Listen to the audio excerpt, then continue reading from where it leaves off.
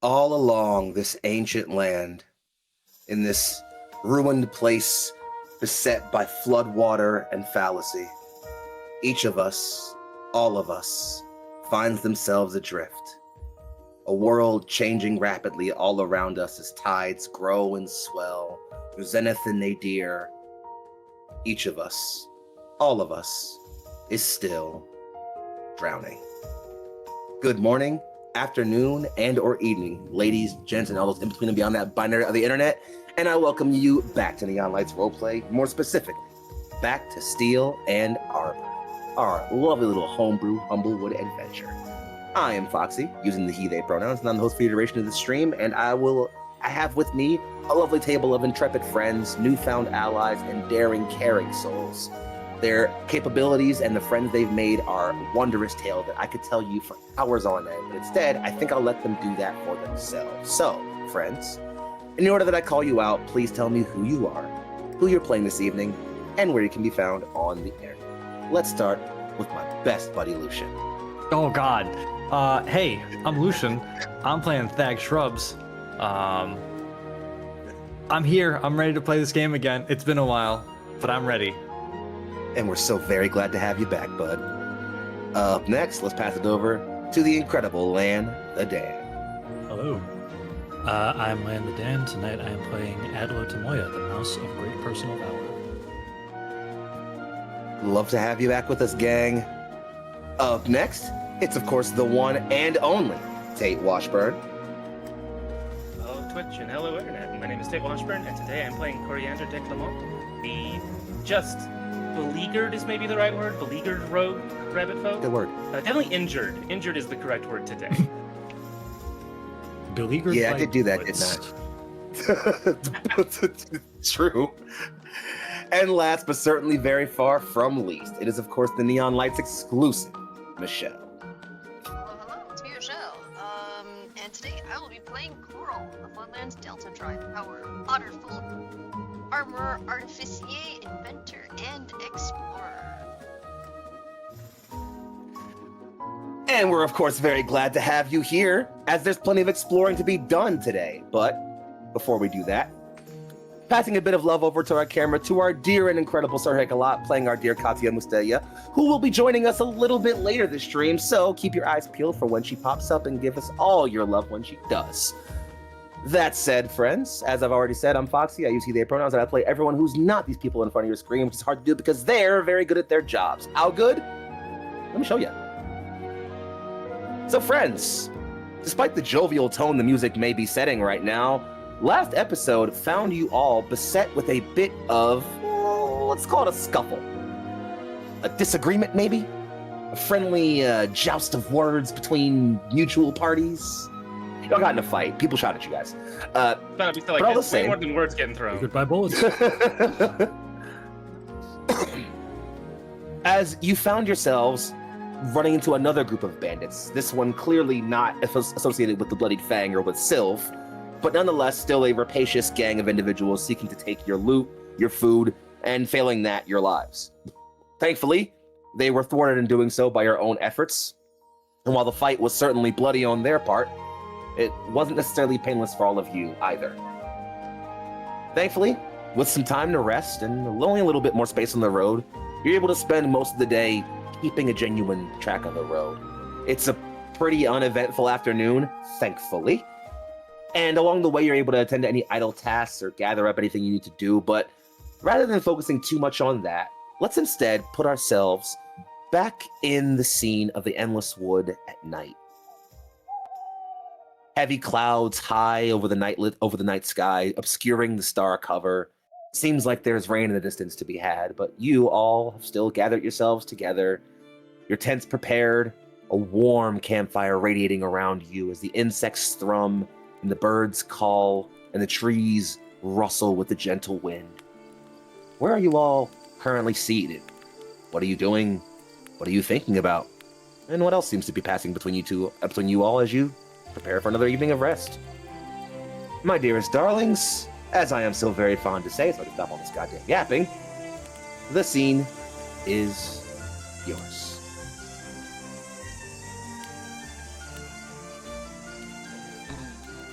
I mean, Adlo is probably tending to everybody's wounds after the fight. So just Fair point. imagine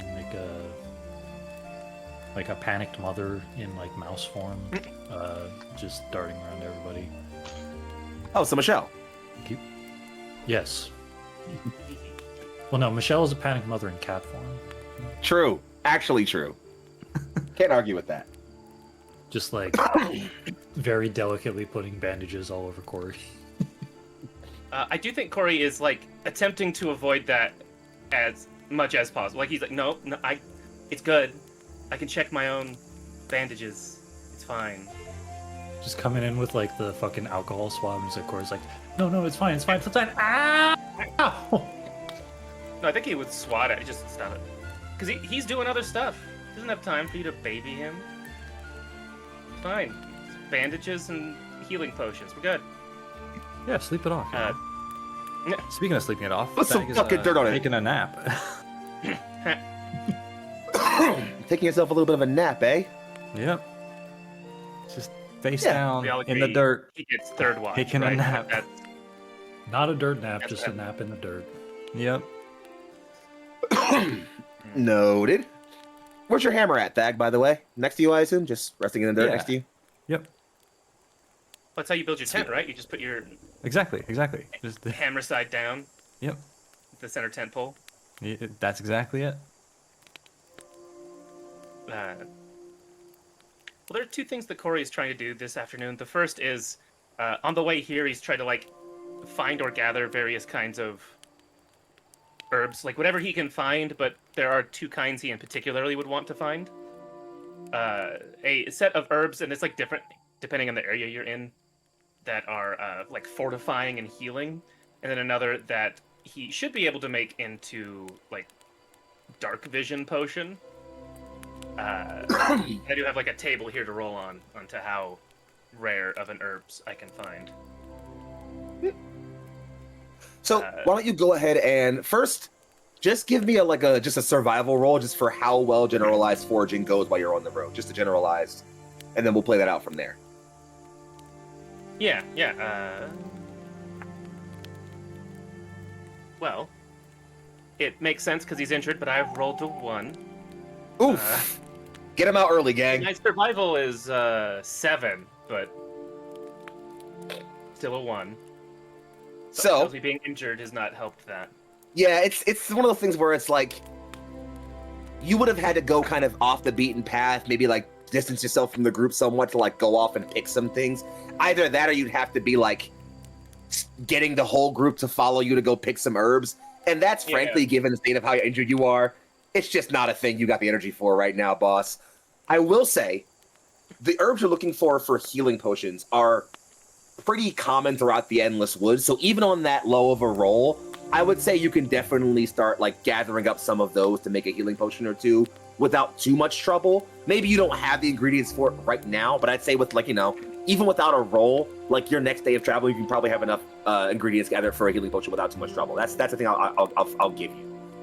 As for the ingredients you're looking for other things, and I'll talk a bit more about what the actually ingredients are, because I have some ideas for that, but we'll talk about that a little bit later. You know that a key ingredient you might be looking for your dark vision potion is not impossible to find, but is pretty rare this far north.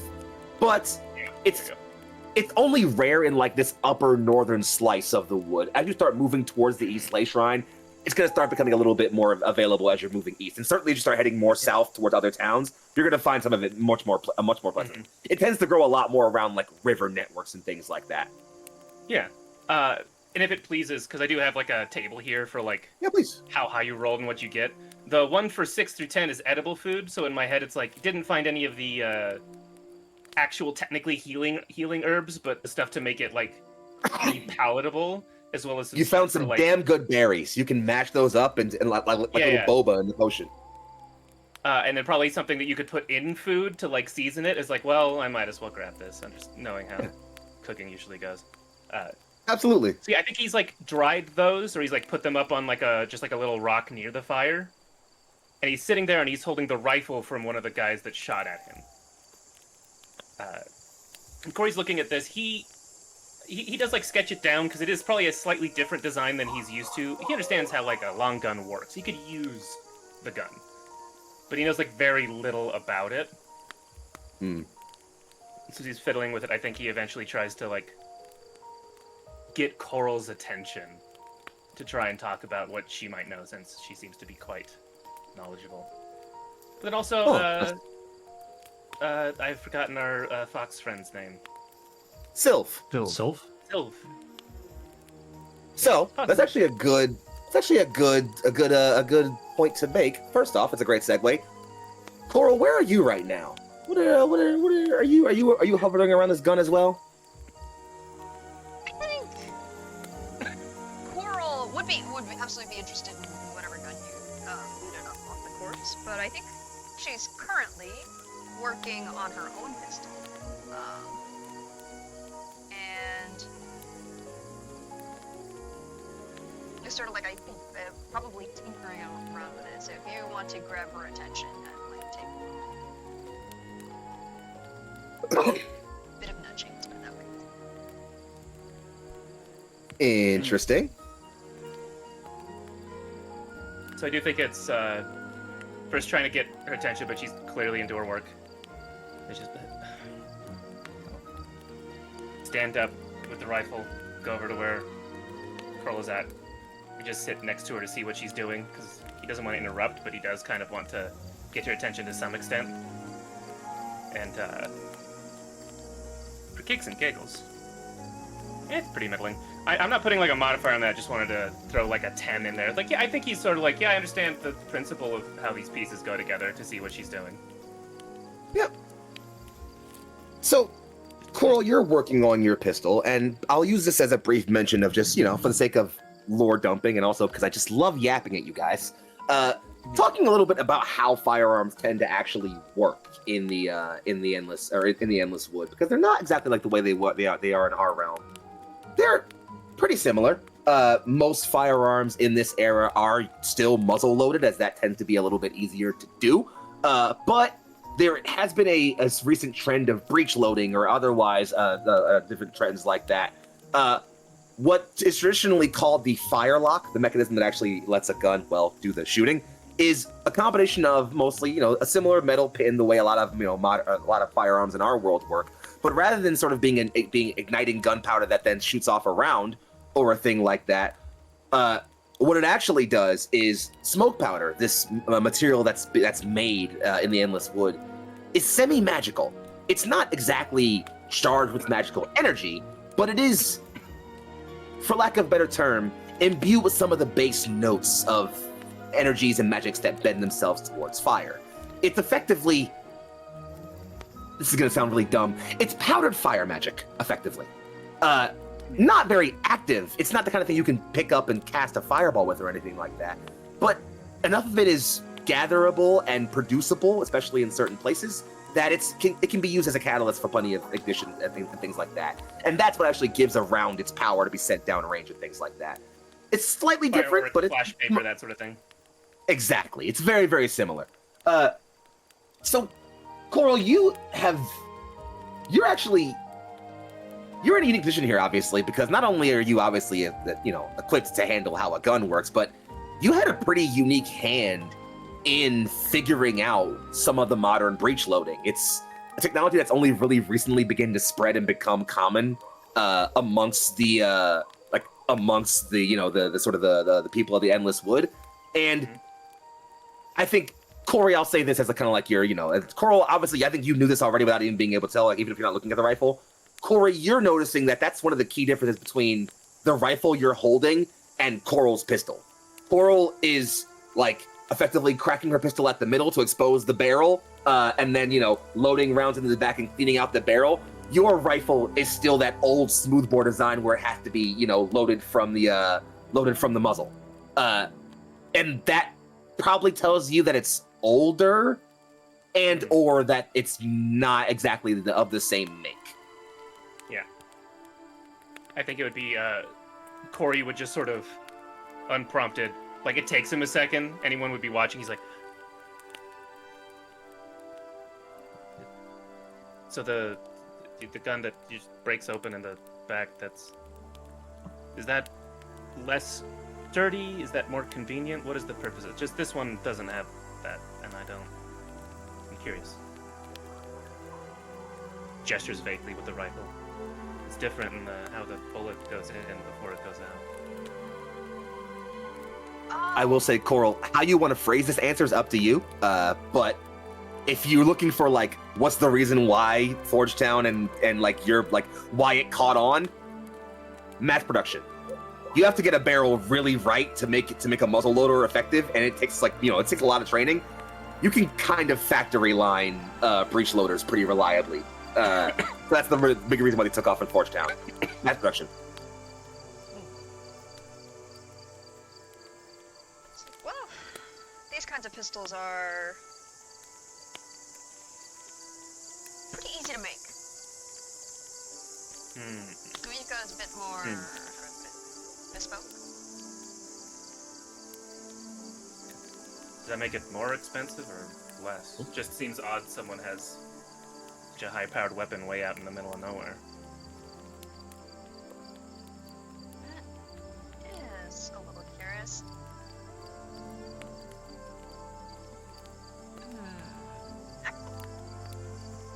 I kind of want to roll this. How much does Coral know about gun production and prices?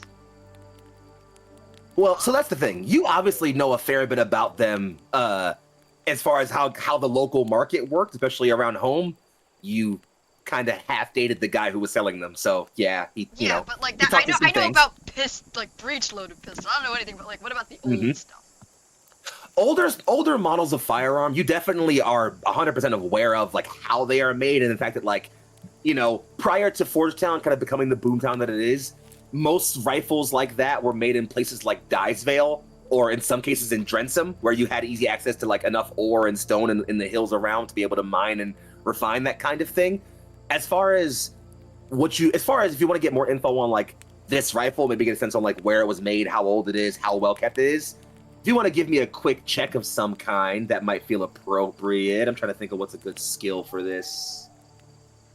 I haven't played D&D in so long, guys. I gotta look at skills again. I'll accept an investigation, obviously. Investigation, I think. Yeah, I'll accept investigation here, definitely. I'll also, if you want to just roll your tinker's tools or your smith's tools, I'll allow either one of those.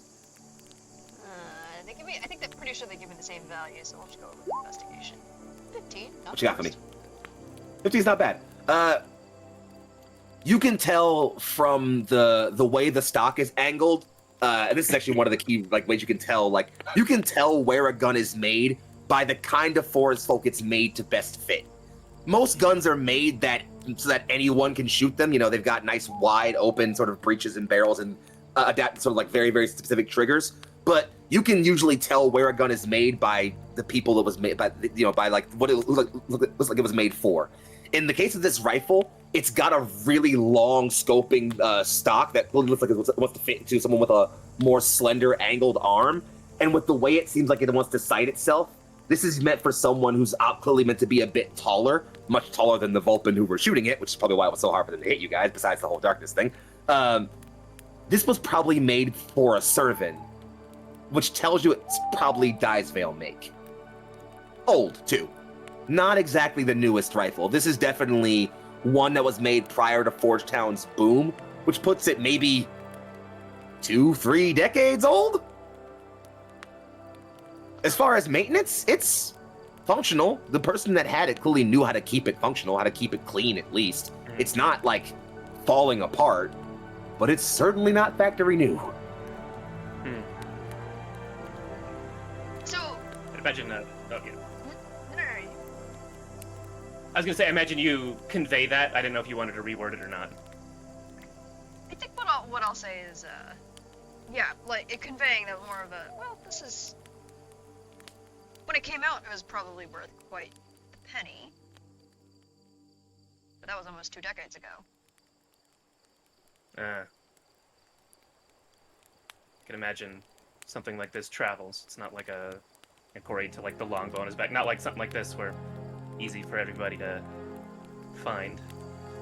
No, actually, if you take a look at this, this specific rifle looks like it was made for a servant. Just sighting down the barrel. Dies mill, probably. I was hoping that we would be able to learn something about the guys that attacked us, but it's like 2 or 3 decades old, and I kind of doubt you could learn much of anything. Just think about how far coins travel.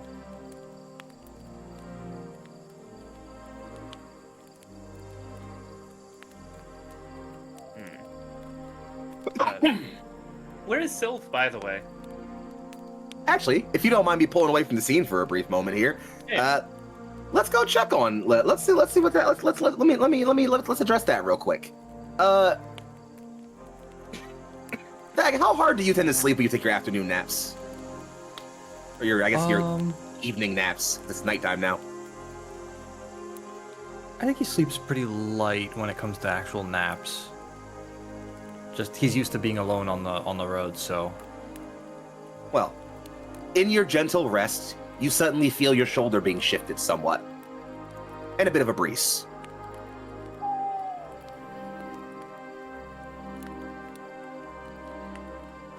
Huh? Who's there? It's Sylph. He's kind of at the flap of your tent, lifting it gently and nudging you with his foot. Yo.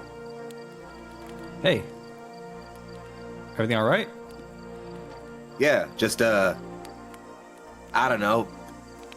Kind of saw you make a localized earthquake with that thing earlier, and I'm curious about it. Pointing at your hammer. Oh, this old thing? Don't this old thing me. Hammers don't do that. Oh, of course not. This is a Thagomizer. A what? You know, the name's Thag. This is the Thagomizer. You named your hammer after yourself? I genuinely want Corey to be within earshot because he would immediately be like, no, the hammer's older than him. When you He's put it named that after way, Hammer, actually. it sounds like it. But the hammer's older than I am. Your folks named after a hammer? It's been in the family for a long time. Okay. What are you doing with it? It's something of like That's an a excellent question. rite of passage, coming of age.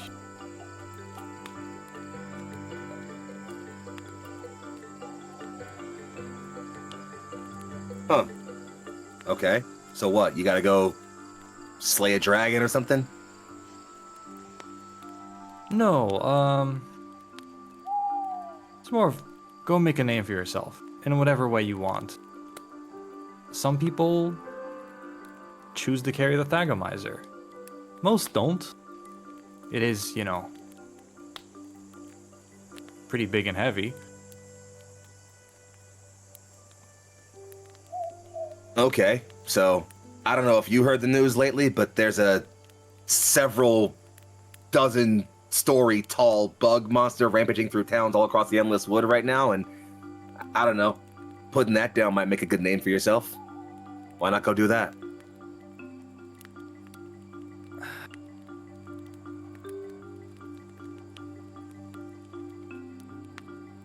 I don't really feel like going home just yet. There it is. There, what is? The reason. You know? Everyone's got a reason for why they're out here. Yeah. It, you know, it is a good thing. You make people that make a name for themselves usually do so doing good deeds, but that part's nice. Just not really feeling the whole make a name for yourself, go back home, sit on the Council of Elders, you know, play your old.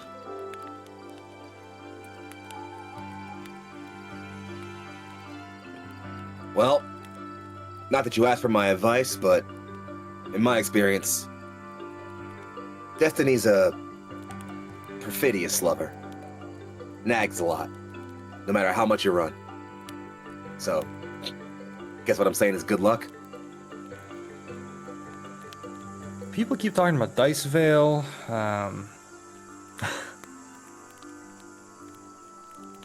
So I see what you mean. Yep. Alright, secondary point then. We have got to find a new name for this thing. Why? I'm never calling it that. It says it right here on the...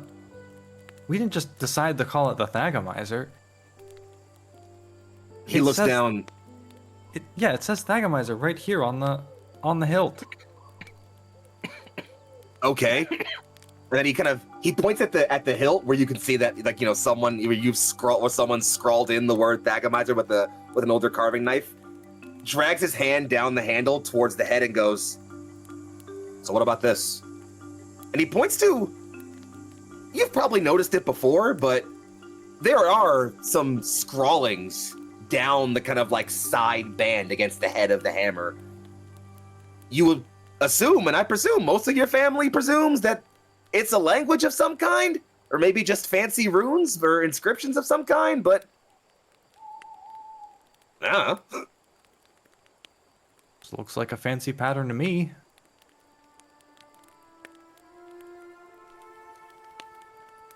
He kind of looks at you for a moment and goes, "They say the brain's a muscle, but I can see where you put yours in, huh?" Hey, how dare you be accurate about my friend? Listen. I work out, all right? He leans over and just, "It's the old language of the forests." Follow Oh, it. actually... Parts of it, at least. It dates back to before the Savage Age.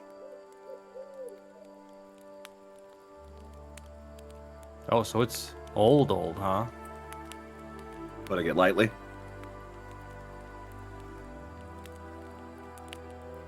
Well, until we find somebody to translate it, it's the Thagomizer. Well, maybe that's how you make a name for yourself. Figuring out this thing's real name. Because I'm still not calling it that.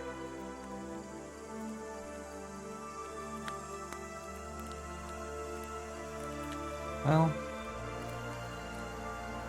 what are you gonna call it then? It's just Thag's hammer for now. I'll allow it. Alright. Sleep tight, princess. You do. And yeah, it just shuffles off. In my head, Thag is like taking a nap close enough to the fireplace, like to the campfire, that we could see. Yeah, we could see him leave the tent and be like, "Oh yeah, you asked him about the hammer, huh?" I mean, has he done that a lot? Does he just do the whole ground shatter thing a lot? I haven't seen him do it much, but I've heard about it. We grew up somewhat close to each other. It's a famous hammer. That's what I'm saying. Anyway, the fuck are you two doing over here? Gun. Just seeing if we recognize where this came from, if we should be worried about it. You never know what the problem is until you see it. Yeah, I'll hand it to him. You know, kind of giving it back in, kind of toss it between two hands, spin it once, aim for a second. Sizevale. Probably about 15, 20 years old, maybe? You know a lot about guns, at least to match our artificer friend here. Everybody needs a hobby. Corey has like sketched this down in his notebook, and that is sort of like out with the herbs drying is just fair. you wouldn't happen to have recognized anything about those guys that attacked us that we should be worried about. Not even I know every scrum in this forest, unfortunately. But it looked familiar enough. Desperate. Hungry. Willing to do whatever it took. Just didn't go their way this time.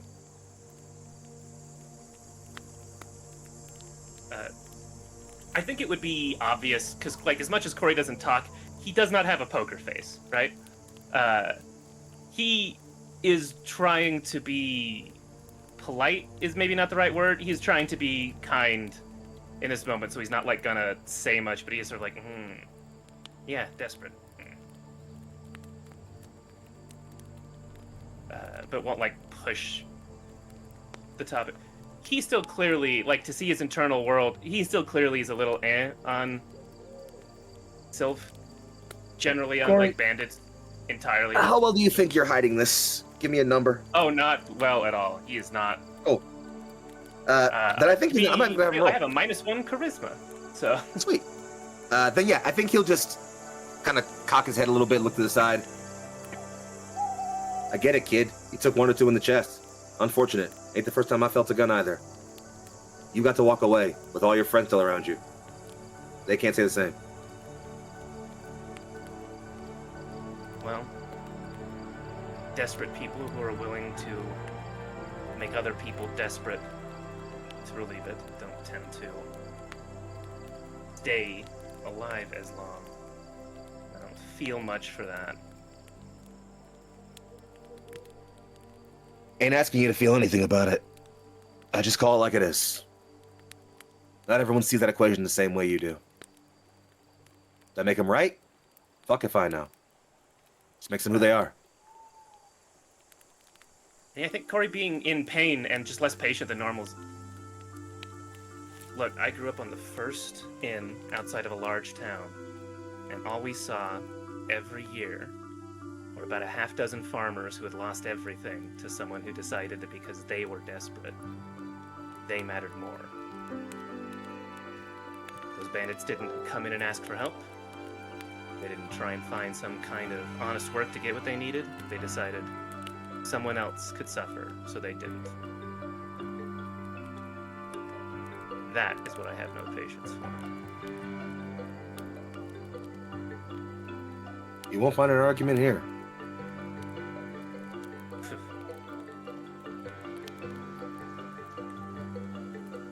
He's probably gonna leave the gun. Like, he doesn't really want the gun.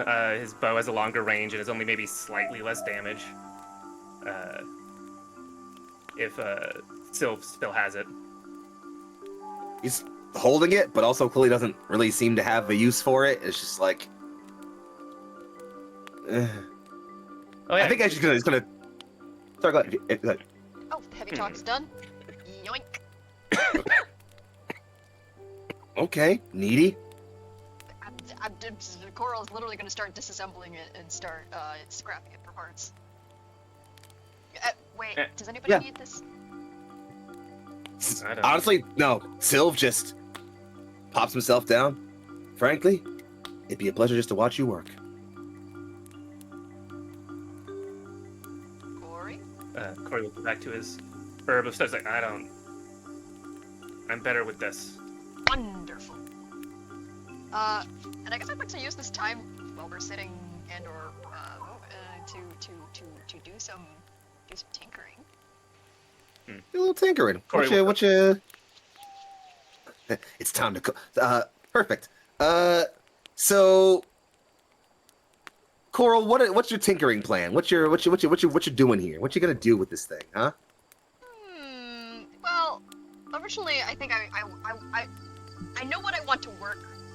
What I want to work the pistol towards, but I think that's not what's going to happen here. Mm-hmm. I think what Coral is going to do is like start taking out some of the sights, pulling out like opening up the barrel, taking a look at like the craftsmanship and how it's angled. See if she can't get into some insight into how they propelled the bullet to longer distances. I mean, it's the longer barrel, obviously. But, like, are there any grooves in here? Yeah, it is. It is in fact a rifled barrel. So it is. It is definitely. While this definitely was before Forgetown became, you know, as big as it was, probably not by that long. As rifling in barrels became pretty common in the wood, not too long before Forgetown really came into being. So, still was probably off by maybe 5-6 years, but not a bad guess. And I think she's gonna see if she can't, like, you know, pull out that scope, pull out some useful bits, and then start working on attaching that to her a little Frankenstein of a pistol right now. Absolutely, you are able to start working through attaching and messing with things, and if you want to go ahead and give me like a roll on your Tinker's tools, actually, just to see how well that plays out for you, kind of see what you're able to do with it. Maybe try to work out like the muzzle of the pistol a little bit to like flare out a little bit more, kind of like a firework. Taking some inspiration from Katya's fireworks. Absolutely. Which you know would definitely, you need to do some compensating elsewhere in the barrel to keep that from reducing your accuracy somewhat. So it's kind of it's a give and take. But with that 21, it's the kind of thing where you're recognizing like, okay, I can flare the barrel somewhat, but if I want to really make bigger boom with this thing, I've got to work on mostly retooling it from the ground up to compensate for larger caliber rounds. Is, you know, for bigger shells is what you really need to start thinking around for a bit. Which, you know, you're gonna need some time and a good spot with some good tools. Like, you're doing that on the road isn't gonna be a thing you can do. But as far as like putting the sights on this thing, you know, make like better tuning your pistol and getting, like, you know, flaring the barrel somewhat, you can get that done tonight, no question. But if you want to really get this thing click clack pow in the way you want to, you're gonna need some time and some tools.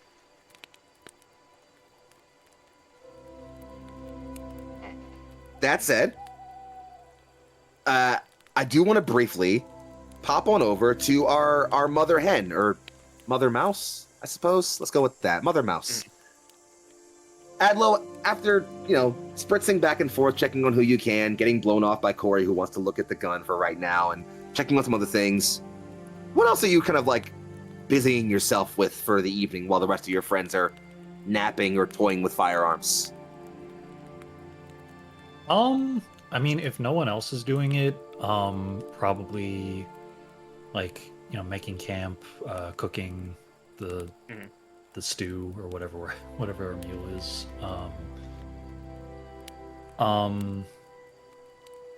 Yeah, just like, I guess taking care of the odds and ends of traveling. I do like the image of that. Corey wasn't like as active in setting up the camp as he normally is, so like that's the part that needs to be done more. And I did say when he was like done with, all right, the gun's not useful, he went off to cook. But if that's more like he comes to help Adlo cook at that point, I think there's also like a narrative there. Okay, yeah, I'll play with. Yeah, I'm gonna play with that in just a moment. Actually, no. Let's play with that actually. Adlo and Corey, you both, let's go with, you're off gathering some firewood, which, because of the kind of fire you've already got going, you don't need to go and like chop down any trees or cut any logs. This is about going to find solid branches you can snap that are nice and dry and durable, and can be added as good kindling to keep and good fuel to keep a fire going. My inner Boy Scout's coming out right now. I'm sorry. So the two of you are out and about, and you're doing some moving. You know, you're checking some things out. And Adlo, could you give me a quick perception roll? Perception or deception? Perception, please. Perception. 14. This great. What you got? 14. Perfect. Evil as clear as the scar on his face. You catch something out of your peripheral to your left. Something moves between the trees, maybe, or something. There's something catches your eye to your left.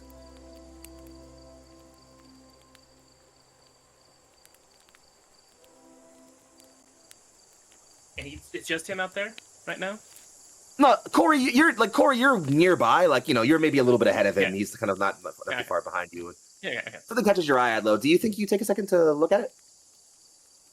Yeah, probably. You see a figure, you think. It's kind of hard to tell given how dark it is. There's not much detail you get, but they are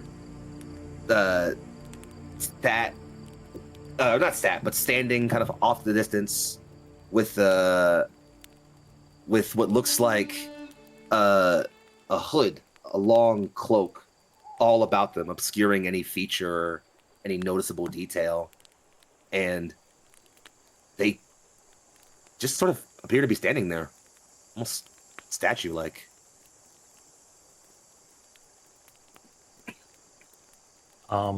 So we just got attacked. So Adwo is going to be like draw his sword and just be like, "Who goes there?" Corey immediately hears Figured as- hides and starts walking around. The figure doesn't move. You draw your sword. Who goes there? And they stand there. You don't get a response or an answer or anything. Just a silence. You get this feeling, though, and roll insight for me real quick. Oh, goody. Shit, my character sheet.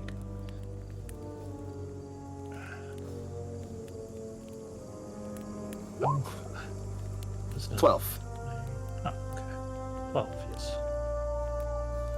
You can't explain it. You can't understand it. Even within yourself, it doesn't make sense. But as you draw your sword and look at this figure, look at the cloak, really, because you can't really see any face or anything like that, you get this strange feeling like there's no reason to have your sword drawn. Like, it's not like you literally are like, I'm calm now. You still don't know who this person is. You have no idea what's going on. You're still on edge from like being attacked recently. But something in the back of your chest, in the back of your brain, is just saying, you don't need to have your sword drawn right now.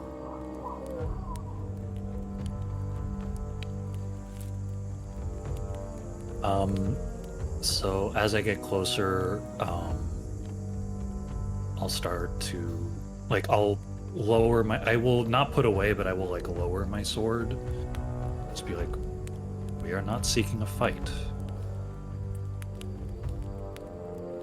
You say we are not seeking a fight as you lower your sword, because your sword's a rapier, so I imagine you carry it pretty high with your stance. So you slide it down, and it slides across your field of vision as you're sliding it down to say, oh, like, we are not here to cause a fight. They're gone. Of course. There's nothing there. Corey, you heard Adlo call out and, like, went to hide and walk around. Give me a perception check, real quick. Yeah, Assuming yours is higher than thing I mine. am very good at. That's a 17. Yes. You never saw anything.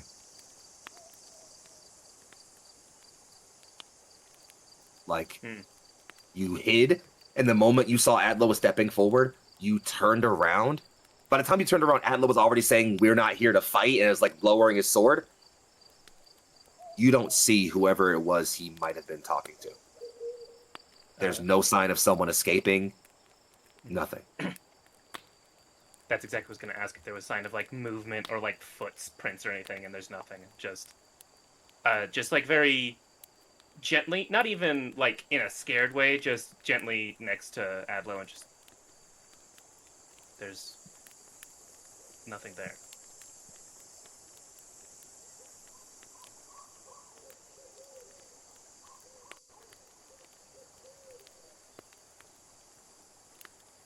There's a figure in a hood.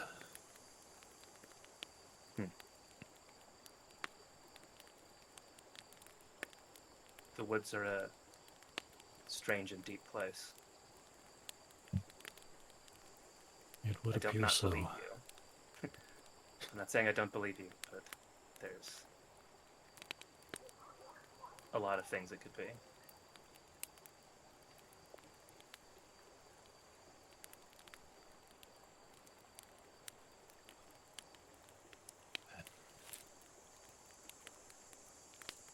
Let's get some food in us, and then we'll think about it later. feels his shoulder a bit, clearly like still stiff in pain. Like, yeah.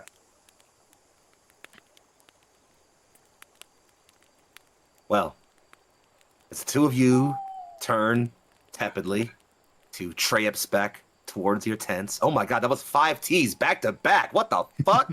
Who is he? Who is he? Alliterative master. Call him Mr. Who T. does it? How does he do it? How does he do it?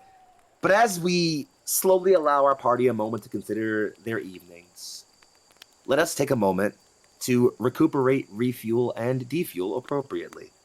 We'll be back in just a few moments' time. Don't go too far, because I promise you it won't be a very long break. And when we come back, we might just have a little surprise for you. We'll see you all in just a few moments. See you soon. And we rejoin beside the low campfire, the thrum of insect, and the hum of nighttime birds, as the party finds themselves reassembling amidst the fire. Coral and Adlo popping through the brush to rejoin the group amidst the warmth of the amber orange light being emitted by their small camp. Welcome back to Steel and Arbor, friends. Gang, as you all find the four of you regrouping, coming together and, gathering around the fire to prepare for an evening, you're noticing that your little group of 6 is a short one.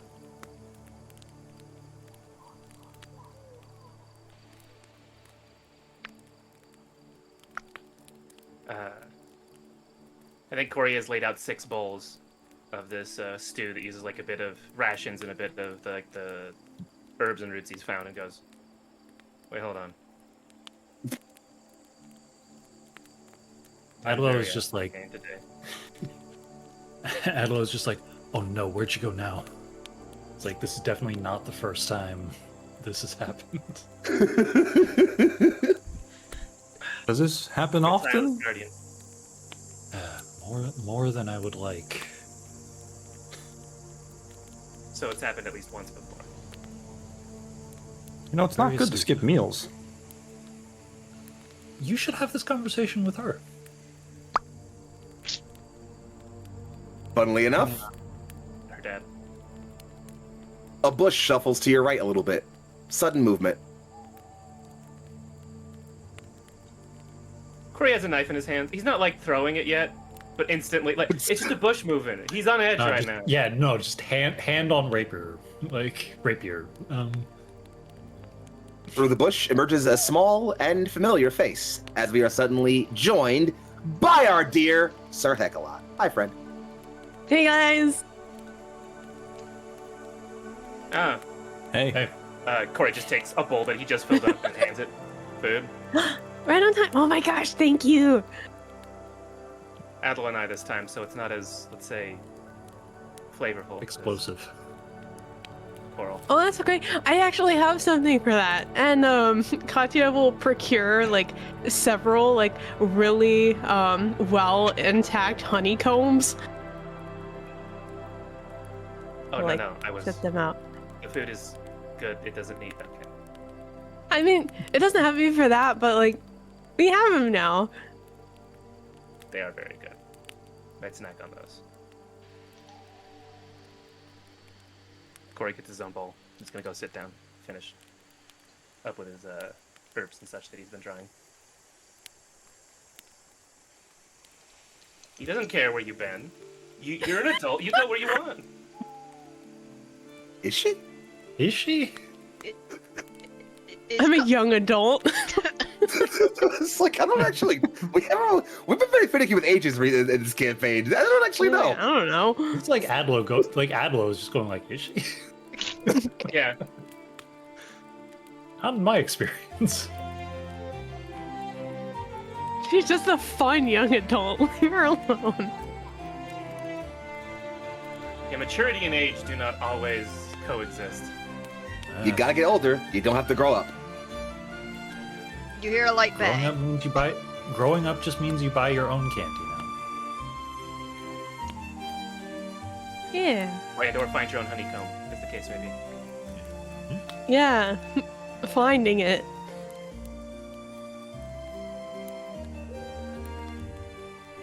So is that all you found? Anything else interesting out there? Well, I mean, okay. I feel like I need to tell the story of where I've been the last couple of hours because I don't really believe it that much myself. But I made friends, found honeycombs, and some really cool flowers, and like she'll take out like some various wildflowers she picked throughout this. She's like, okay, so I was picking these wildflowers first, right? And then I met this bee, and his name was Seamus, and I was really confused about that because I thought all bees had like bee-sounding names, right? This Foxy doing? Oh no. And so I told him that. I told him I felt like that was a silly name for a bee. You know, we broke the ice a little bit, and he was telling me about how his current hive lacks a queen, or they lost her. They don't know where she is. So I volunteered to help. I was like, you know, she can't be that far, right? Like, and she's just a little bee. Like, how far could she get? And like, where could she hide here, right? And so I get back to the hive, and again, like, almost none of their names start with B. I was really confused about that, but they decided that, you know, for the time being, that I would be the interim queen of the hive. So I was for a little bit. And then I noticed the like amazing honeycomb that they were making, and I tasted some of it, and I may or may not have stolen some of it, and I may or may not have gone on bee trial for it, and gotten maybe charged with embezzlement. Don't worry. You. No, that's great. You gave me freedom to do this. Corey, the entire time, he is just This slowly is my eating story. just like, I threw my fucking notebook, dude. Embezzlement. Embezzlement. Puzzleman. Take a That fucking is the inspiration. charge I Fuck was you. three. I think Corey like speaks up. So, do we need to worry about being followed by Seamus the bee because you're on the lam for? And he No, tries so hard it's to keep a straight okay. face. It's okay. Embezzlement. I did my time, and I gave them just a whole bunch of Did your flowers. Yeah, it's, you know, funnily enough, your time isn't that much when you are so much larger than them. If you just get them a bunch of like pollinated flowers, they're fine. So it's okay. Like I've already like atoned Sounds for like my a bribe. crimes, but they didn't make me return the honeycomb, so now I have it, and now it's everybody's too. Of course, bees respect finders keepers. I understand. I mean, what were they gonna do? Like put it back in the hive? Like I feel like that was too much work for them. You have gone on an adventure and a half in what Yeah. seems like was only like 3 hours. I don't. I mean, that's like Alright. a long time in bee years. Alright.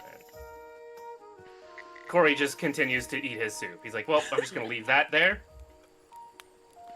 Not pick that up.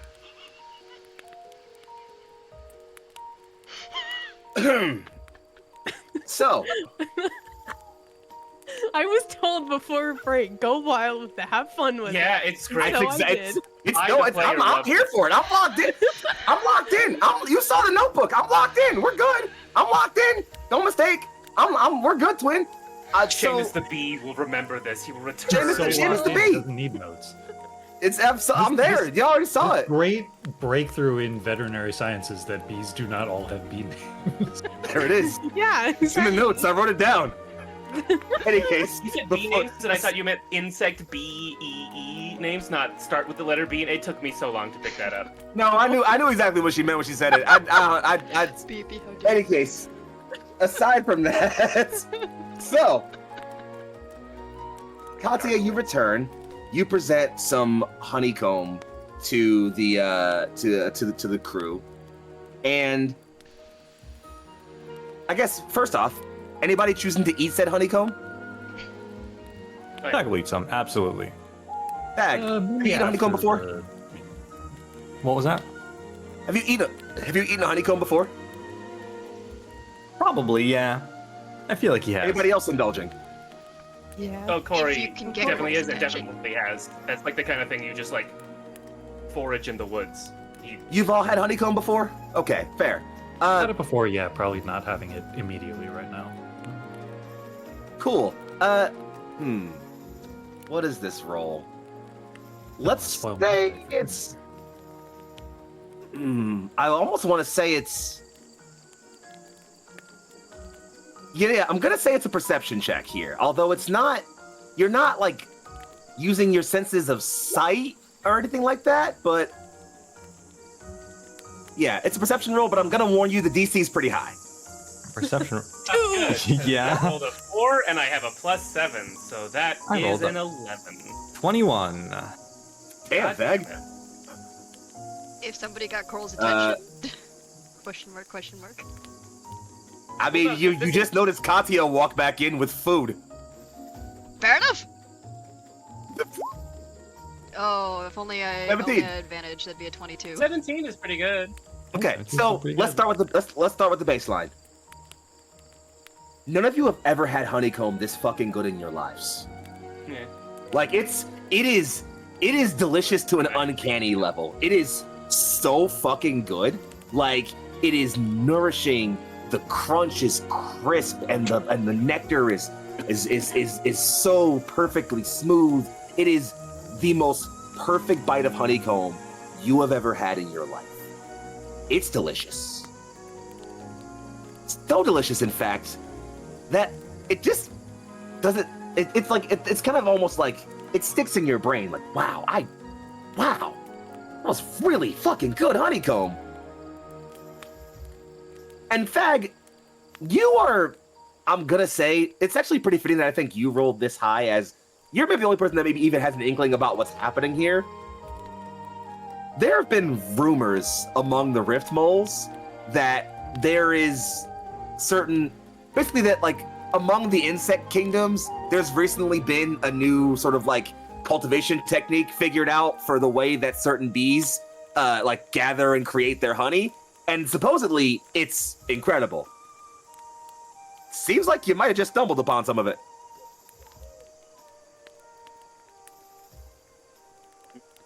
The rumors Special are king true. bee honey. Legendary bee What? honey. The rumors. What rumors? The rumors You of have the to be a little more new specific, buddy. the new bee method. Elaborate. Apparently there's some bees have come up with a new way of making honey that's just better. This is very good. Harder, faster, stronger. I hate you. Where did you find this again? It was over at Seamus's place. Yeah, Seamus the Can bee. you ask him for his honey making method? Maybe we can spread it around. I mean, if I ever run into them again, I feel like they're just out I there, you assume know? she's banished for embezzlement. Corey is personally laughing as well. He finds this delightful, and he's trying to not burst out laughing as he says that. I mean, He's they trying to do didn't his dead best explicitly say I couldn't come back, but they probably wouldn't like it. We must spread this new method far and wide.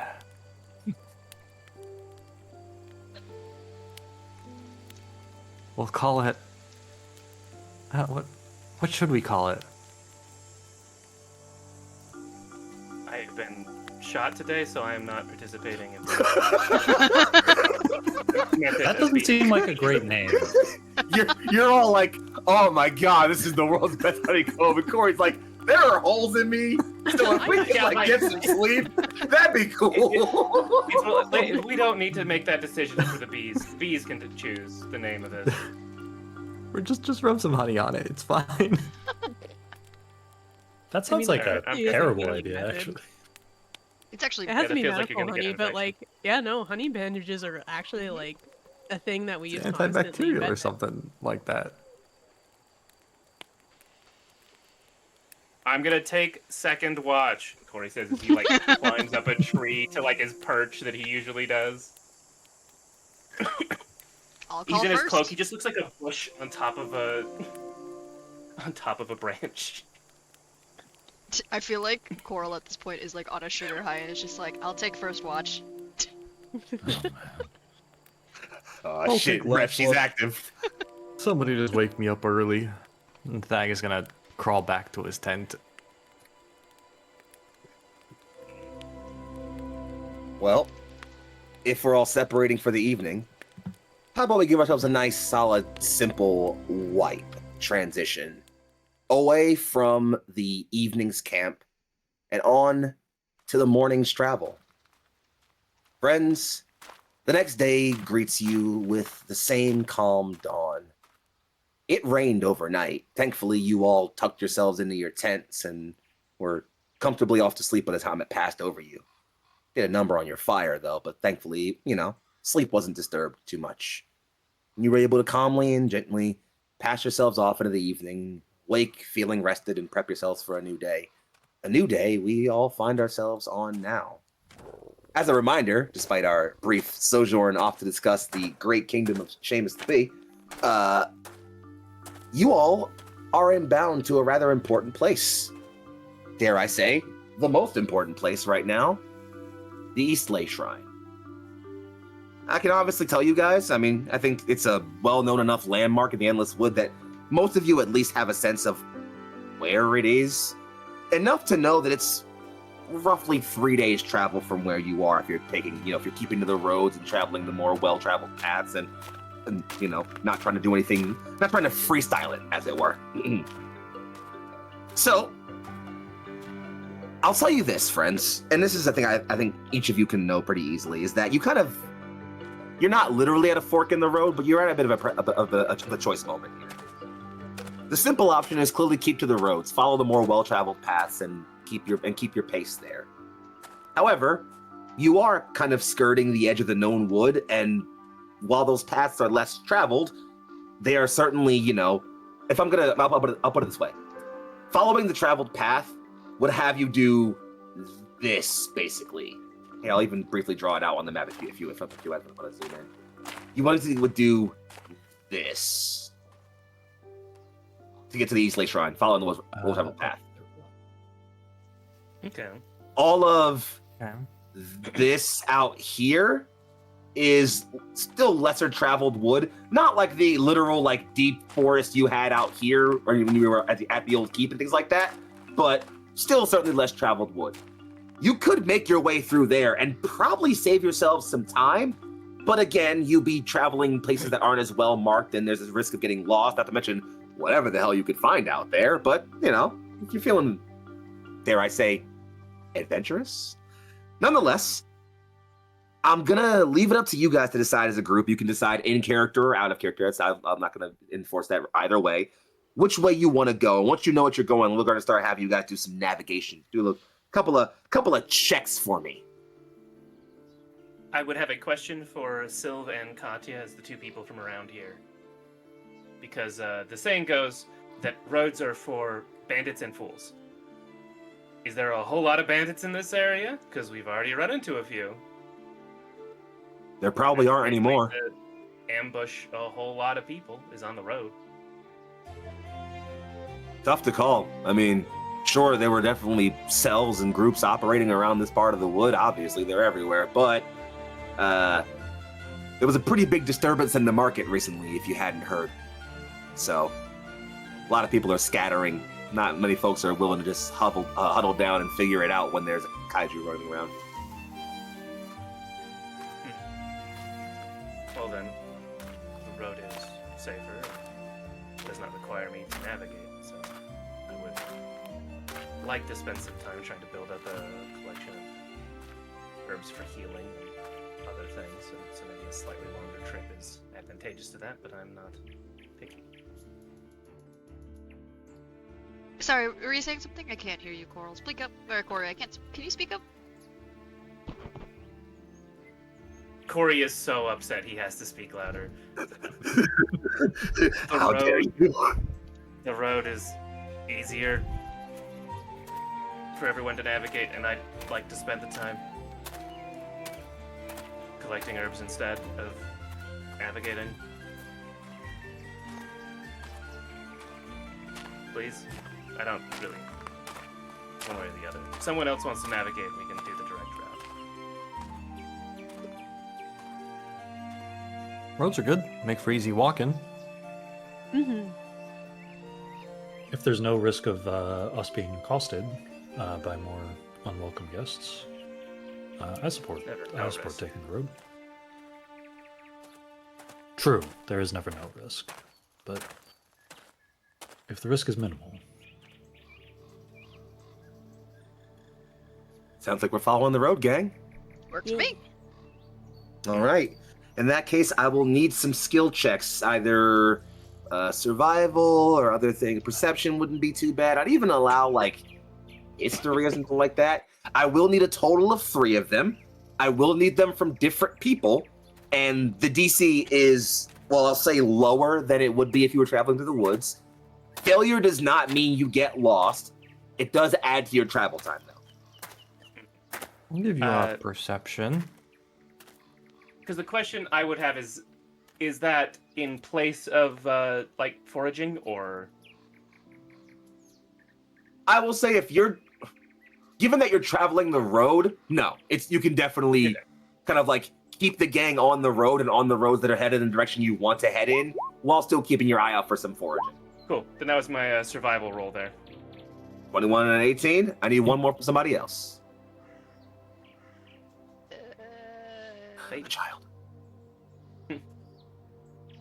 Maybe. She got Small behind child. my monitors like a menace, committing crimes. does the Look at it, baby look at want the to make face. the roll? I mean, guys, any of these rolls, I'm rolling with a flat, like no modifier. I don't know if Okay. you want me doing that. I have +2 of these. My Do highest it anyway. modifier on any of these is 2, Same. and that's only from fucking proficiency. Oh well, I guess we'll do a One of you pick one. 5. We got the 1 out of the So- way. Yeah, exactly. Get that out of the way. So, the group is, because this is kind of like representing like, the general group's travel and pacing, it's less about like literally navigating the roads and more about the pace you keep while you're doing so.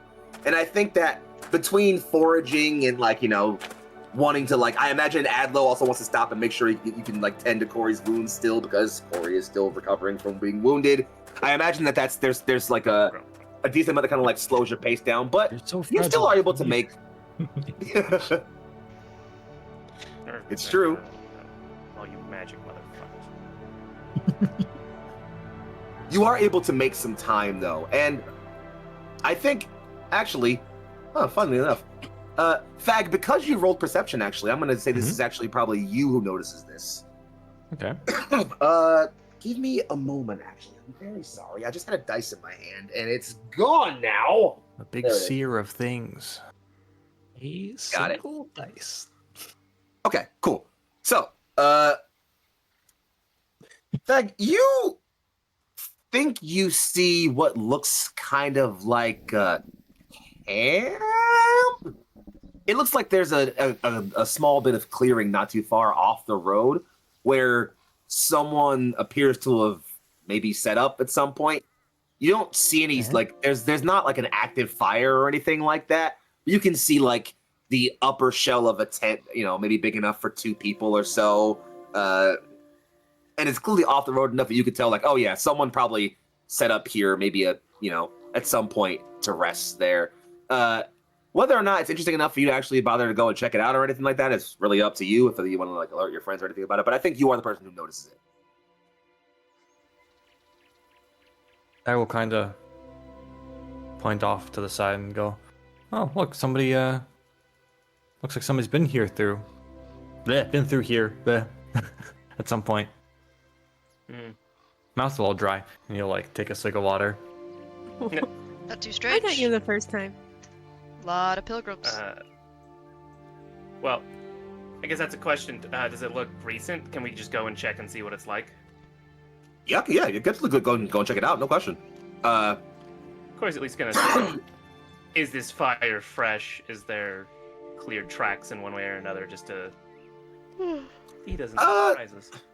Yeah, no, you all can freely approach the camp, and I'll give you your first sort of first bit of information is free, as it were. Is you're certainly able to make whatever approach you'd like, as it doesn't seem like anyone stops you, comes out to greet you, asks who the hell you are.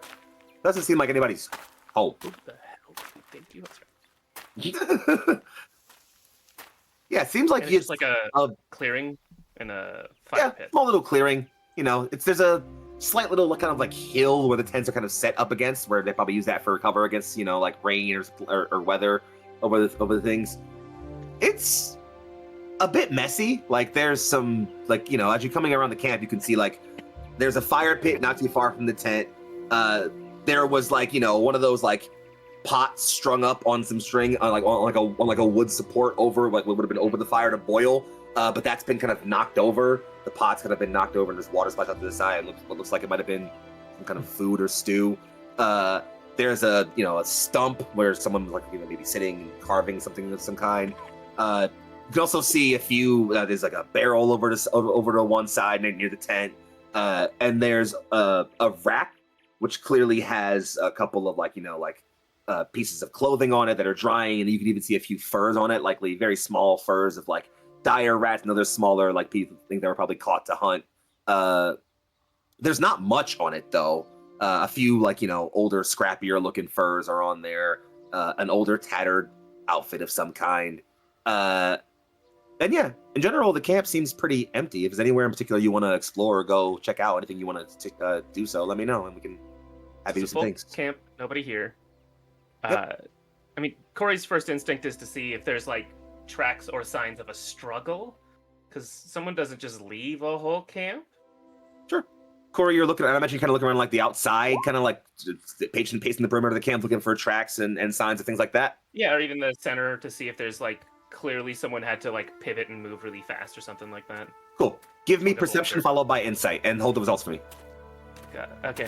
While you're doing that, everybody else, what are we thinking about investigating or looking into here?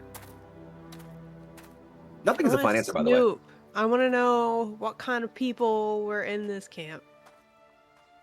You could probably go inside the tent. The tent's still up. Yeah, I'm gonna do that. Perception, please. Okay. Hold the result. Here goes my flat roll. Are there any like stools or anything like anywhere to sit next to the fire? Yeah, there is what looks to be like, not like a literal, like an actual stump of a tree, but like a stump that was cut out from like a log that was like placed, sort of like facing upward near the fire pit. I could probably sit there and just poke through the fire, not really looking for anything, but just for something to do. Sure. While Something you to like explore, if glance you don't mind. around. All right, sure. Coral, Adlo. I mean, if Adlo's not gonna, or Adlo, do you want to do something, or should I just? Going with other people is also an option, by the way. Like, feel free to. You don't have to cover every single, Yeah, piece of thing. You can go with somebody else if you want. That's totally fine. Fair enough. I will probably go with Katya then to investigate the camp and like. the Perception. Oh, Technically, with help, you can just give us someone My advantage. character's not smart. Oh, shit. oh shit! With the Hey, Look at that, Net. The first crit of the night. Oh man. yeah. damn. Nice. Yeah, and I guess Coral, because you mentioned one of the pots has been tipped over and there's like food spilled, so Coral's gonna go ahead and I guess like take an investigation, because like that seems weird. Is that recent? Did somebody leave in a hurry? Absolutely. Go ahead and give me an investigation. That was a 25. Whoa, holy shit, okay. Alright. Dang. I keep A missing the 19 and a 20 for the to be rolled. Okay, hell yeah, damn. All right, so let's go through this in generalized order. Thag, because you kind of are just like poking around looking for something. What was that roll for you? I rolled a 16. 16, not bad.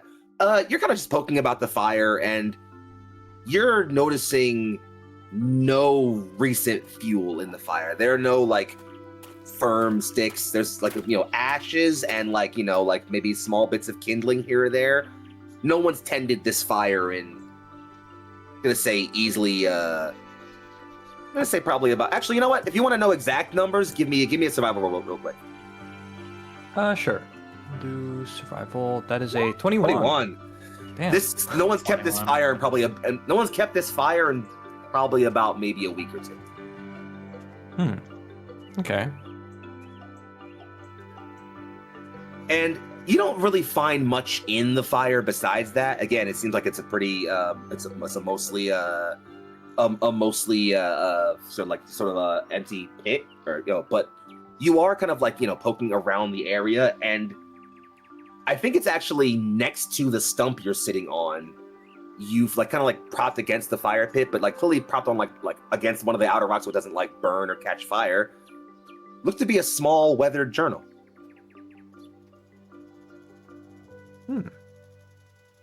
I think Tag won't say anything, but he'll pick it up and start leafing through it. Well, before you leaf through it, I should probably tell you what the cover looks like. That is probably important. Just a moment, and I will do exactly that. So you're noticing there is a symbol on the front that looks pretty familiar, I would say. It is, and you'll have to give me just one moment because I had this put somewhere and then I lost it because I have not looked at this thing in so long. Found it. It is, so the journal itself is mostly a weathered black, but the kind of across the middle is a nice bold stripe of again, the leather's been tanned a very deep, almost red, and then pressed into the middle of that is a symbol that looks kind of like a three-bladed leaf with some slight adjustments on an add to the outside to kind of make it almost like a diamond with a leaf imposed over it.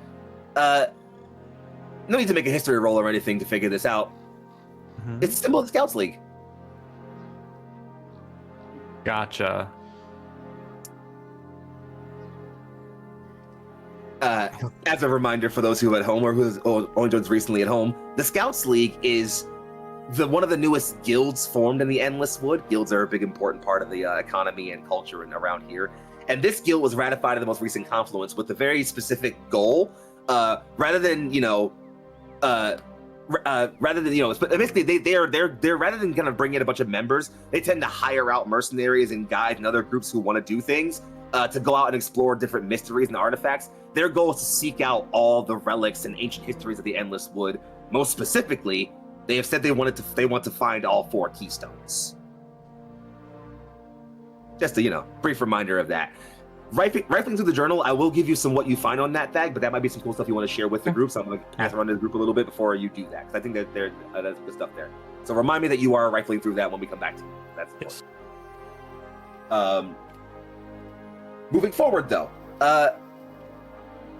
Coral, you are kind of poking around, looking at the pot, and kind of seeing what tipped over there. You're not too far from where Thag is, and you notice again. Yeah, it does seem like this pot was tipped over. Clearly, was knocked over, and while it's old and certainly not fresh or edible looking at all, you can see small chunks of what looked like a stew of some kind was in the pot. There's slightly rotted chunks of cooked vegetable and meat in it, and clearly this was a meal someone was working on that was knocked over and never cleaned up. And again, wagering by the way you look at it, about a week, maybe 2.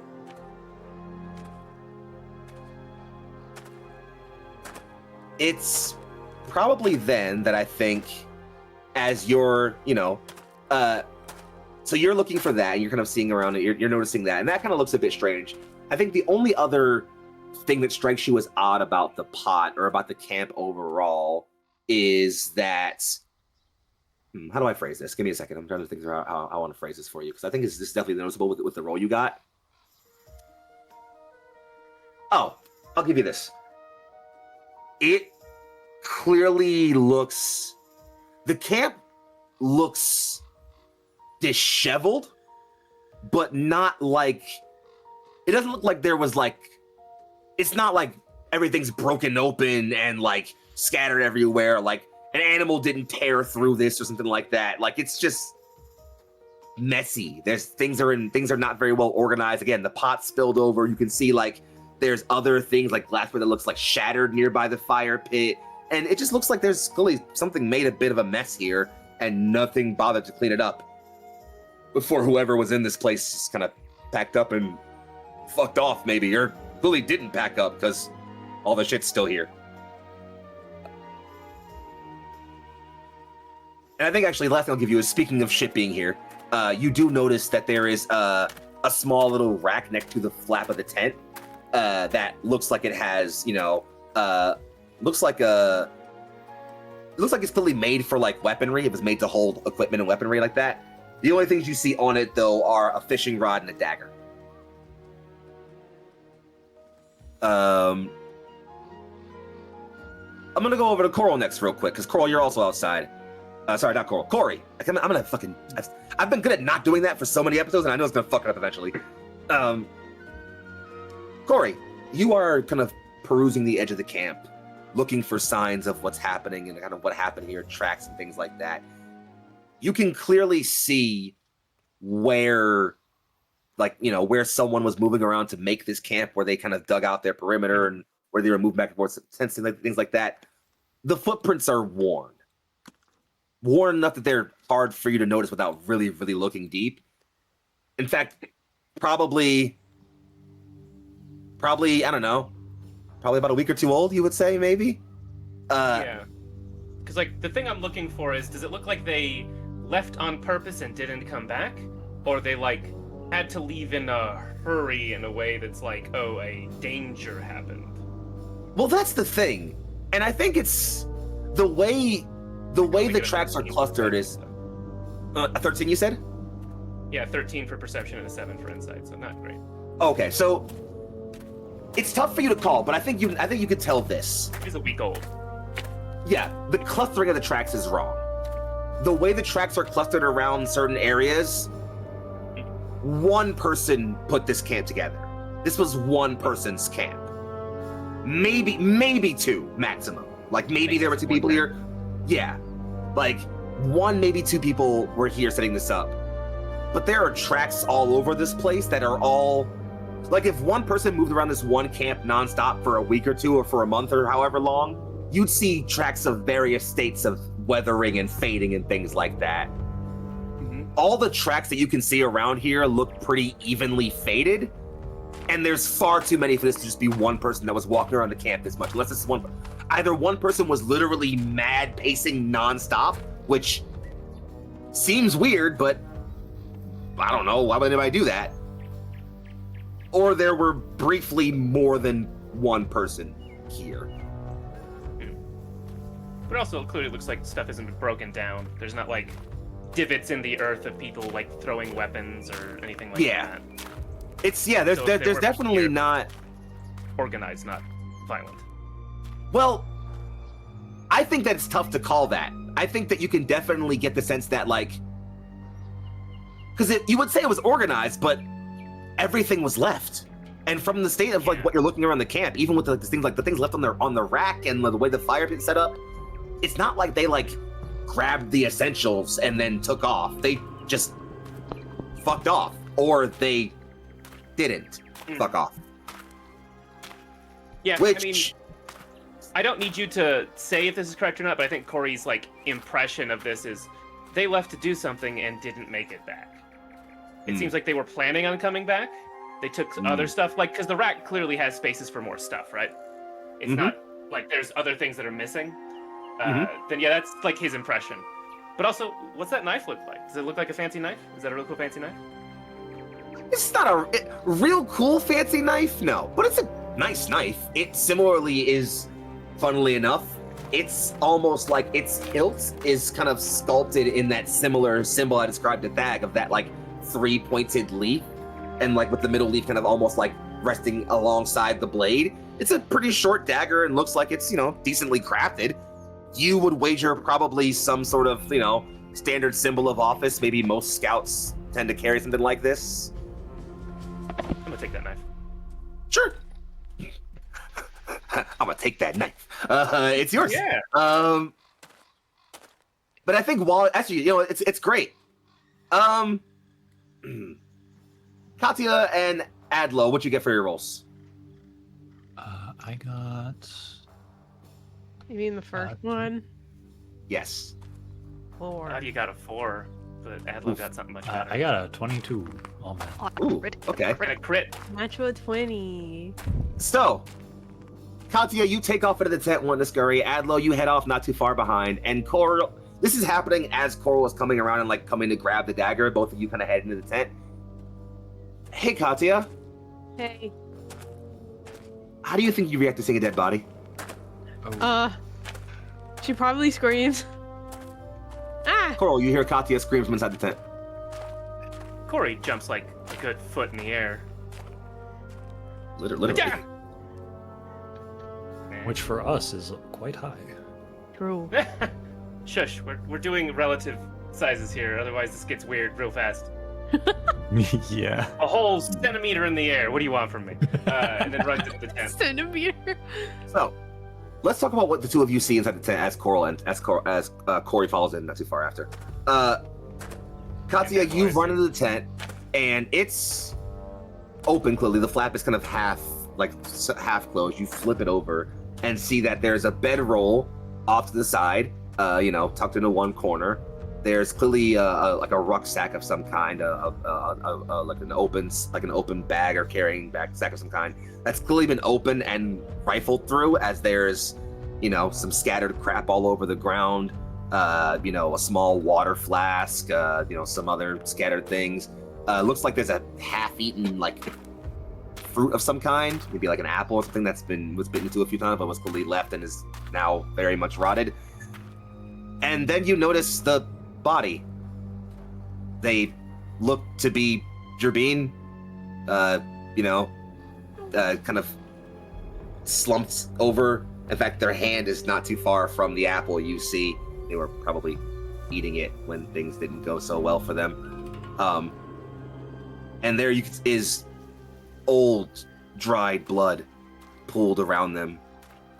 In fact, you could even see alongside the tent is a few streaked lines that looks like a hand might have tried to grab the side of the tent as they were falling over.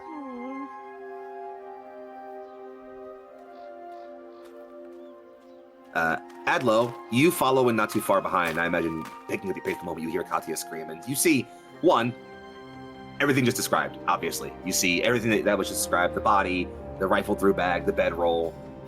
You also see that this person was armed. There is there's clearly like from the way their belt sat, there's like an open loop in the sort of like sash of their belt. That clearly is where like the sheath to a sword would be like slung and attached to. There is no sheath, nor is there a sword, but that's where that would be probably. Before I tell you anything more, because I think that role would definitely get you some more information. What do you think you do immediately as you enter the room? I guess make sure. I mean, the first thing would probably just be like make sure Katya's okay. And then, like, I guess if I see a dead body, my first thought would be like check for like wounds or any sign of like what could have done it. Smart. Very smart.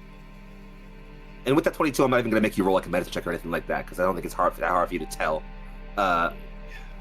You roll this person over because they're like on their side, so you roll them more onto their back. And looking at the body, you can tell that they've been dead for a while. About a week or two, turns out. As for cause of death, well, there's a pretty distinct open wound. One here, one here. Not slashing, piercing.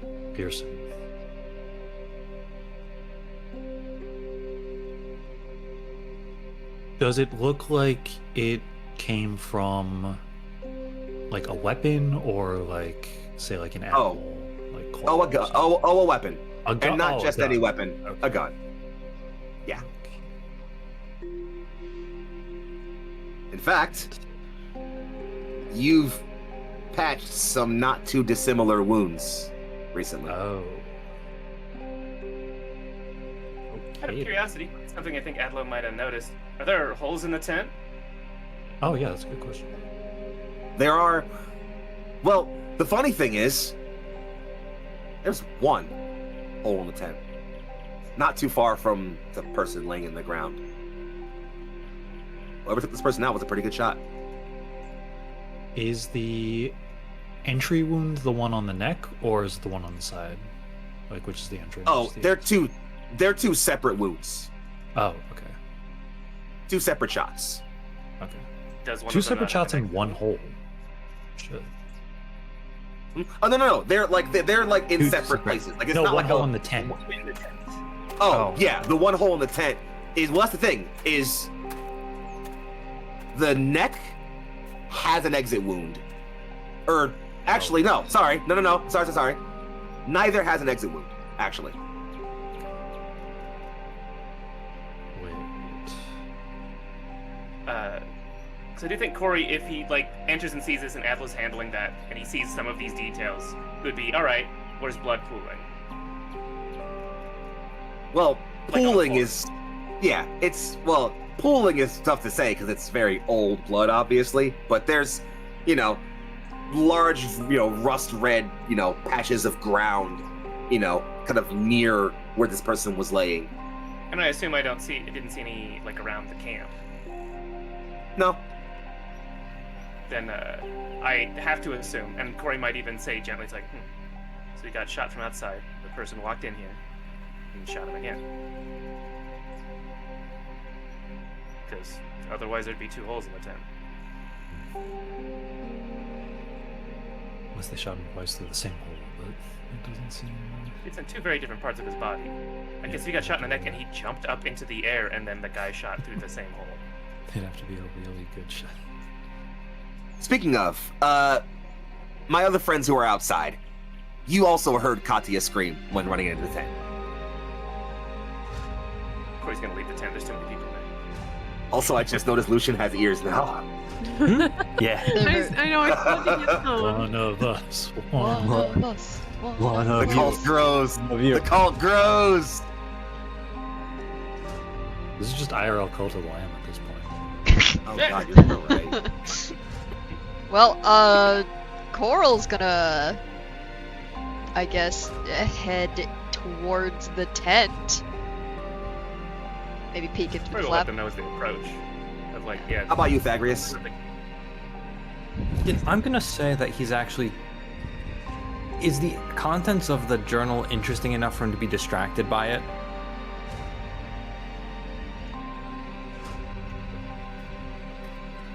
Are they perhaps more interesting when he hears Corey say that the owner of the camp is dead in the tent? We don't know who's the owner. I think Corey's gonna say that. I don't think there's anything in the book that would keep you from wanting to go investigate why Katya screamed. Like, Okay, yeah. yeah, you care about Katya enough that I imagine that there's nothing in the book. Like there's stuff in there that matters to you, and trust me, we're gonna trust me. We are going to get back to it. I assure you. Trust Right. me. Yeah. But yeah, I could see you easily being like, oh, this is probably a bit more important, and honestly, Okay. might give some context to what you were just thumbing through. Fair enough. Yeah. So then he definitely will have jumped up and kind of seen that people are already going into the tent, like on guard and looking around.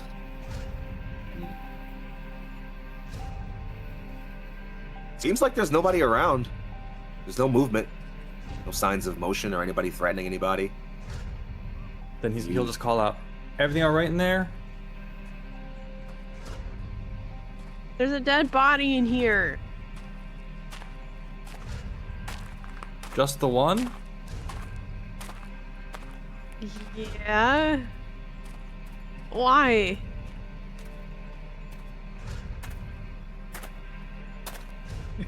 Oh, just one? That's okay then. It's like, that's an odd question to ask. Were we expecting more dead bodies? As Coral, I I mean, think, you know- opens the tent flat. See, it seemed like a pretty big camp. Thought maybe they took, was it the, whoever owned all this stuff? I don't know. It's either that or the guy who owned it saw someone digging around in his tent and decided he didn't like that. Thought if there's a scuffle, maybe there might be two. That's all. Would the guy who owned it have the same kind of gun as the bandits who came after us? It's an old kind of gun. Weapons like that travel. 2 decades is a long time. Corey's going to kind of trajectory from person to whole intent. Just see if he can tell where this thing was shot from, just to make sure there's not like another camp right over there or something. Sure. I'll take an investigation roll. If anybody else wants to also dig into more info on this, I'd take an investigation roll. Although, obviously, you know, I got a 14. That's all right. 14? Can I investigate? Also the allow bullet? Yes. Well, the bullet, you'd have to dig it out of the You want wound. to take it out of him? I've got Tinker's tools. Oh my god. What the fuck, Michelle? Corey's gonna approve of that. Honestly, he doesn't have a. Oh my god. I'm just saying, I can also Repeat make after whatever me. tool that I Dead need. bodies are not constructs. Oh god. I will Yeah, it's mention not a looking that thing. I do have Once a the tool is gone, a- it's just a thing. I can also just I have the class feature right tool for the job, so I can just make the tools that I need. Yeah, you can Oh. make your yeah, you can. All right, Michelle. Why don't you go ahead and roll me your Tinker's Kit proficiency, please? This feels wrong. This is Very wrong. Okay. Is anybody else investigating the body, the tent, the anything else? A -1 mod to investigation. I might sit this one. You gotta believe. believe You gotta believe in I yourself. believe the 0 and I got a 14. I've already burned my 1 natural 20 that'll probably be getting this campaign. So Just kidding. yeah. Fuck. Pain. That's crazy. Buddy is aiming low. Oh shit! I got an 18. Ah! 17. Look at that. Look at that. I believe. Expect What are you disappointment. investigating, Never Adlo? be disappointed. Oh shit. I would investigate stuff in his tent, figure out more about who this is. Okay. Okay. Yeah. Yeah. So, let's keep this simple then. Coral, which wound do you go for? Or both? I mean, hey, let's pull out both of them. Might as well compare. Okay. You pull both, and it is. We're gonna keep this relatively PG-13 and just say that it's messy work. Yeah. Okay? Yeah. It is not easy to do, but you managed to pull out both rounds mostly intact. And they're both clearly rifle rounds, clearly fired from guns very similar to the one you were the one you still have, or you took apart for parts, actually. So, clearly a very similar weapon used here. As you're looking at that, and I think, Corey, you're kind of like triangulating the shot, and you're realizing, okay, clearly there's no exit wound, but there's the hole in the tent, where the shots come from. Yeah. And you're realizing that if you're kind of taking best judgment on where this person was from how they fell, and it's... And I assume also I'm looking at, like, what's a good place to shoot from in that general direction, because I don't know exactly where the guy was standing. And here's So the it's also thing. using, like, my knowledge as a sniper a little bit.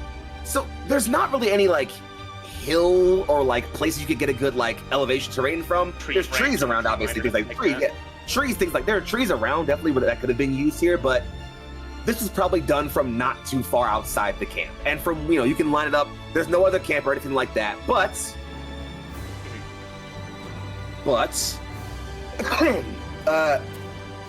Adlo, I think Corey, if you don't mind, I think you say something about how it feels, how something's not lining up, how like the angles don't seem perfect, like they make perfect sense. And Adlo, you're looking at him from up close with a long-range rifle through a tent for no reason, or something is off. and that's when you've realized, Adlo, I think you managed to put it together.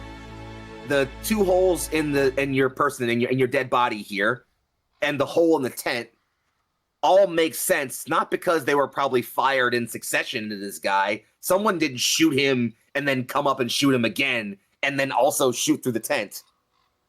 There were multiple shooters. In fact, judging the fact that there are 3 rounds you could account for, probably 3 of them. 3. And that's when you're thinking it's starting to make sense. Someone approached our friend here, not one of the shooters. Someone else opened his tent and woke him up in the middle of the night, clearly. What was said or done, you can't really tell. But clearly it didn't play out well, and our friend who entered the tent had 3 shooters worth of company, who clearly didn't miss.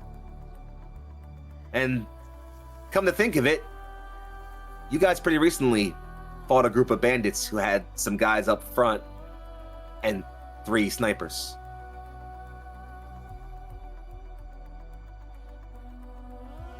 Might have found your culprits.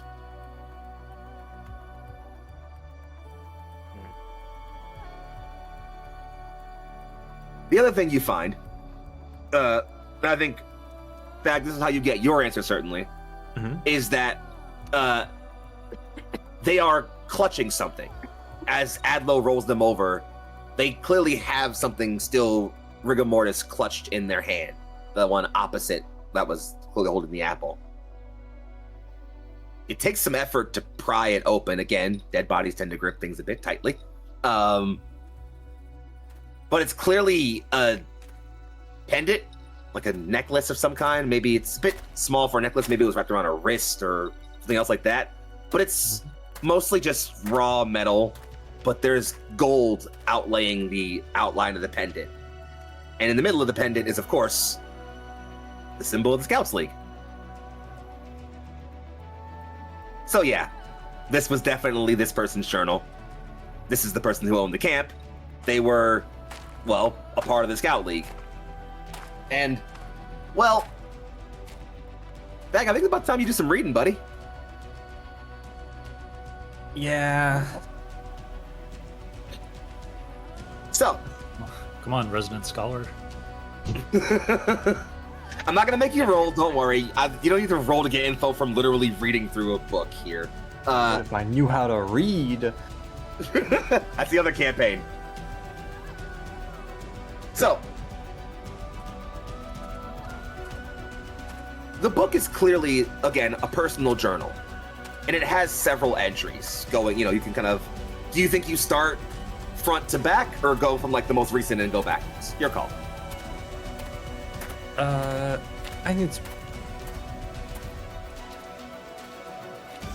think getting like the last entry is probably the most important right now. Okay. So yeah, he'd go from most recent and then work backwards. The most recent one is dated to, I screwed up my own timing system here, but roughly about, I'm going to say about 3 weeks ago. Headed back home. Another uneventful delve. Found a tomb not too far out from here. Some old noble of a family that doesn't exist anymore. Thought I'd find something interesting in there, but nothing useful. Guess I'm gonna head back and hope for another mission. I don't know. Maybe I'm just not good at this whole thing. Head back a bit further. Found some guys on the road. Seemed like weird types. Asked me who I was traveling with. Said I was going to meet my comrades up on the camp not too far from here. They said they hoped I traveled safely. I don't know. I don't like to judge, but something about them kind of skeeved me. It's a small little enclosure, I think, not too far out from here. I'm about halfway between where I was headed and the Ley Shrine, so I'm going to stop and get some rest there.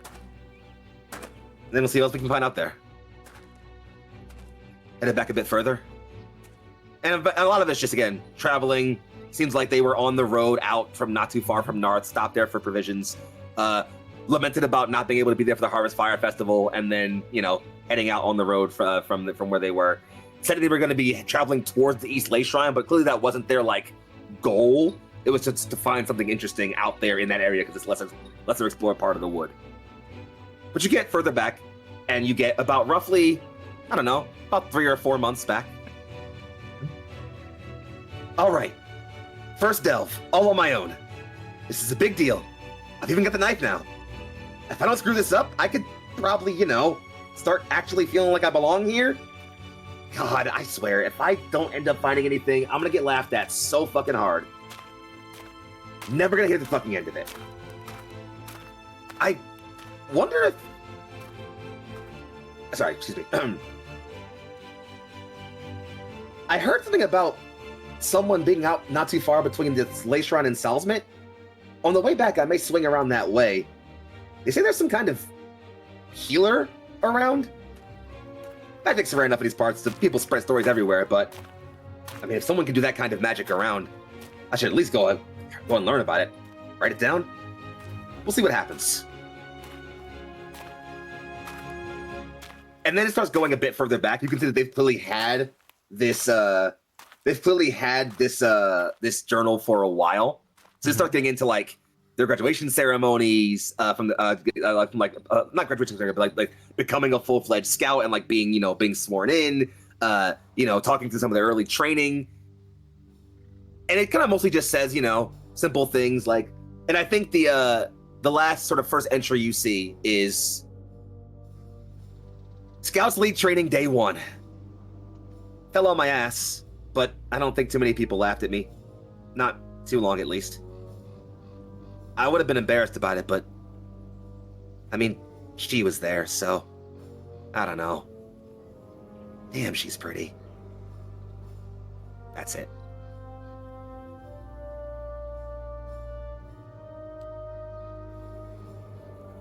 And that's the whole journal, it seems like.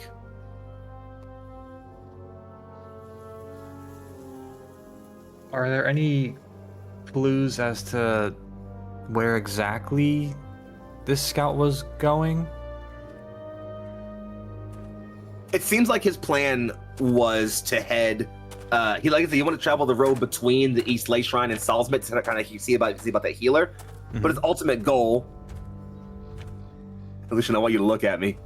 Yeah. Where do you think his ultimate end goal was to end up at? The place where Say it. Aliawea came from? No. I mean, so again, his delve didn't go well. So he did his delve somewhere around here-ish. It didn't work out so well. So he wants to kind of like travel the road between Salzmit and the East Lay Shrine for a bit. But Yeah. he is heading back, He's going back to after a Dicevale. failed delve. Bingo! He's going to Dicevale! Have I thrown enough hooks at you yet? Have I baited you No. enough yet? He's done it Need some more before, uppercuts. but like, Well, what yeah. is the second review of the call? So, it seems like, between Thagrius' journal reading and the rest of your investigating, you've painted a pretty clear picture of what happened here. All that's left is to bring it together, gang. Cordy immediately starts making plans for having camp farther into the woods and farther away from places where bandits would normally look. He was not expecting the people who shot him to be this far roaming.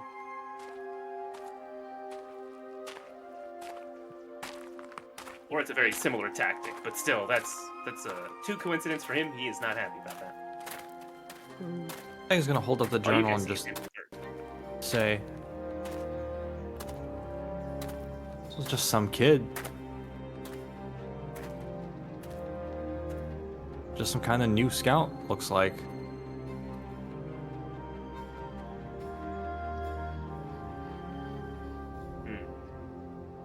Sounds like, did he find anything interesting?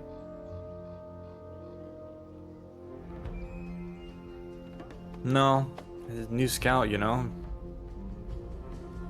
a bit of a rough time, and sounds like he ran into someone shady, or a shady group on the road.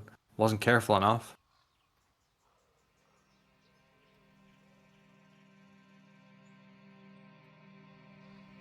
Well, we gotta be. And Corey will take the knife out and then sort of gesture to Thags, like, do you want to carry his stuff or shall I?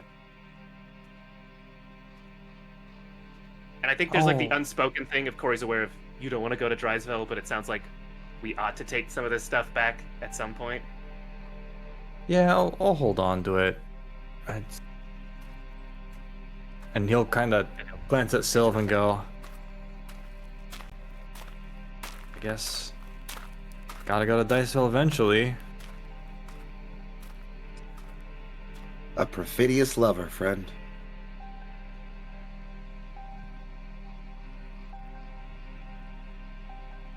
Scout's knife from inventory. I mean, someone should probably get back and tell this kid's family what happened to him. Deserves that much at least. Yeah. Well, sounds like we found the last meal of those vultures we found on the road. Not a lot of food around the camp. No gold. No weapons besides that knife. They picked it clean.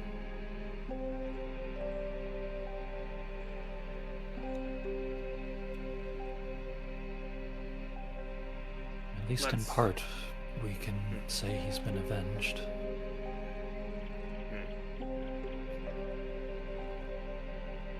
Still kind of... And that makes it better? Not even slightly. I hate it when I agree with you.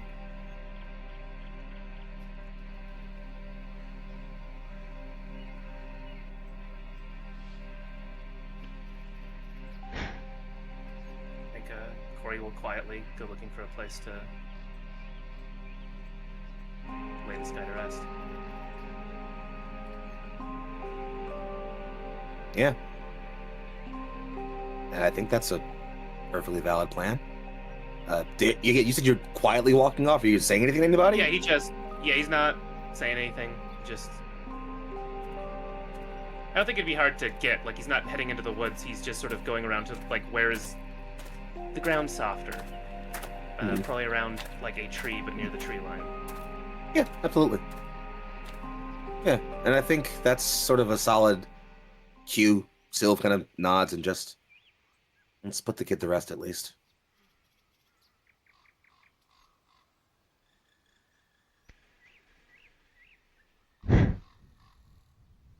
Guess it'll keep us busy for a little bit. We'll lose some time on our travel, but seems like the right thing to do. You got a name on that journal? Thag will kind of leaf through it. Tulane. Tulane Falma. It says Tulane Falma here on the inner cover. Looks like a name to me.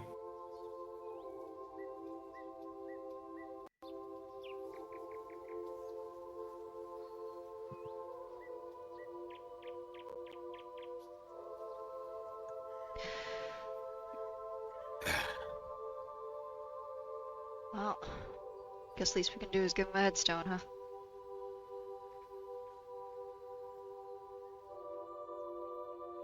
I think somebody ought to appreciate that. Sylv will kind of turn his head over a little bit. Look at you, Katya. You alright, kid? Yeah, just, surprised me is all.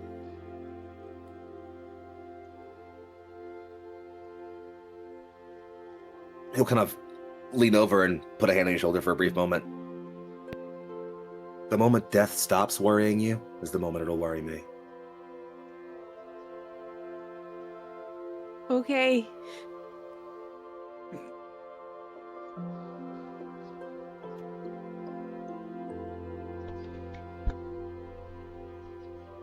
Well, hate to put us on pause for a second, friends, but let's take care of this real quick.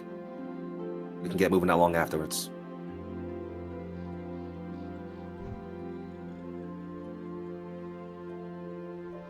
Kind of tap back on the shoulder. Come on, Muscles, I need you. All right. If you can find me a decent I'll stone, probably go. I'll see if I can't carve that name in. Adla will probably go with them to dig the grave. I'll go try to find real pretty rock. Well, with everyone given their tasks on this brief, if somber, break from our tour, I believe it's on that note we're going to take tonight's episode of Steel and Arbor and bring it to its conclusion. I want to thank my lovely and adorable friends for coming out and being cute critters with me for the evening. It's always a great and wonderful time. As I pass the camera around to you, please tell me who you are, who you play tonight, where you can be found on the internet, and give me one or two cool things you got coming up if you don't mind. Let's start with Lucian again. How dare you? I was ready. I was ready for this. I knew you would pick me again. Hey, I'm Lucian. I played Thag Shrubs. You can find me here on this channel. I'm on it now 1.5 times a week. Yep. And that's all I got coming up is just more stuff on this channel. So you can look forward to more of these ears now that I have them. Hell yes. Spend those Welcome to the channel club, points. gang. A new world of possibilities has opened. Exactly. Let's pass it on over to Michelle. What? Oh, okay, it's me. Hi, hello, it's me, Michelle. I played Coral, our Otterfolk RPCA today, and you can find me not on the internet because I don't exist there. But you'll find me on next Sunday. Yeah, next Sunday! Sunday! Sunday, Battle Mech Madness! We'll give you the whole seat, but you'll only need the edge. Yes. Alright, pass it along to whoever's up next. Passing it on along to the one and only Tate Washburn. Well, hello Twitch and hello Internet. Like the man said, my name is Tate Washburn. You can find me. Today I was playing at Coriander de Clement, the rogue who's honestly not rolling as well as I kind of wanted him to. Usually you get big modifiers, big numbers, but you know, I'm gonna give him some grace. He did get a hole put in him in the last session, so it's fine. You can find me at Tate the Terrific any place I care to be found. If you find me someplace else, no, you did not. The next time you will see me is not this Saturday, but next Saturday I will be running Knights of New Avalon with several of the people here. And then you'll find me back here in 2 weeks doing Corey again. Passing it right on along to the laniest of Daniists. That's me. Hey, I'm Lan the Dan. I played Adelo Tomoya, the Gerbine Paladin tonight, who apparently stole all of Tate's good rolls because I was rolling way better than I should have. Imagine you had a +7 to some of them things. It would have been great. Dude, -1, still got the fucking 17. Thought they. You gotta believe. I have a Twitter and I have a Blue Sky. They're both Lan the Dan. I'm actually going to be like nowhere for. Well, I am going to be somewhere, but that somewhere is not on the internet for the next week. So I'll see you back here in 2 weeks for more Steel and Arbor. Hell yeah. Who even needs the internet anyway? Definitely Honestly, not kinda us sucks. on our on. Twitch.tv. Stop! Don't say that! Don't take it away from us! And No, last, affiliate. exactly. And last, but certainly very, very far from least, joining us for the back half of our endeavor this evening, it is the one and only Sir Heckelot. Holy shit. I got to be last. That's crazy. Everybody, it's me, Sir Heckelot. You know, I'm here. I'm on your screen. And I was back with Katya. I didn't steal any good rolls, but I did embezzle quite a bit of honey. So I think I fucking win, actually. You can find me all over the internet at Sir Heckelot, including Twitch, Edge, Blue Sky, Instagram, etc., etc. Just find me as the best place to figure out where I'm going to be in the TTRPG space next. Or if you like to see more of my wildlife vet adventures, I post a whole bunch of that too, and that's why I'm late to things, because I work crazy internship hours now. But super duper fun. And I may or may not have been talking in the pre-call about me having to wrestle a pelican. So if you like hearing about that kind of stuff, I might talk about it in the Discord too. We have a Discord. You should join it. It's a great time. But most notably, where you can find me in the TTRPG space now, unsure on the date for this, but the second half of our fight with Tiamat on Crits and Giggles TTRPG will be happening at the next session, whenever that will be. I will keep you all posted on that because it's super exciting.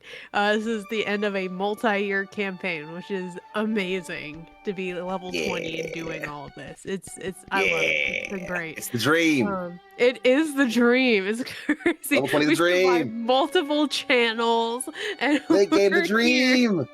And then you can find me back here every other Monday with Oswar Odyssey of the Dragon Lords, which is also a fantastic time. Just going into some endgame stuff as well. So if you like big, exciting boss fight dungeon stuff, go check those out.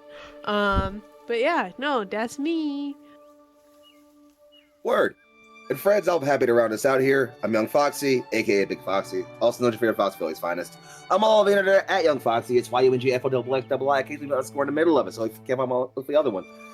It's funnily enough, if you're looking for me, you'll kind of find me on like almost the other things that were all mentioned here today, because I'm in all those things, it turns out, actually. So yeah, catch me for some Jump City Sirens, some Knights of the New Avalon, some Blood and Currency, some Tears of Divinity coming up in a couple of weeks. It's gonna be great. A lot of cool Foxy happening. It's gonna be great. A little month of October for us. But for now, you're gonna catch us back in 2 weeks. So we're gonna sign off for now by saying, once as always, we have been Neon Lights Roleplay. This has been Steel and Arbor. You have all been incredible. Have yourselves a fantastic night, darlings. See you later. Bye now. Bye.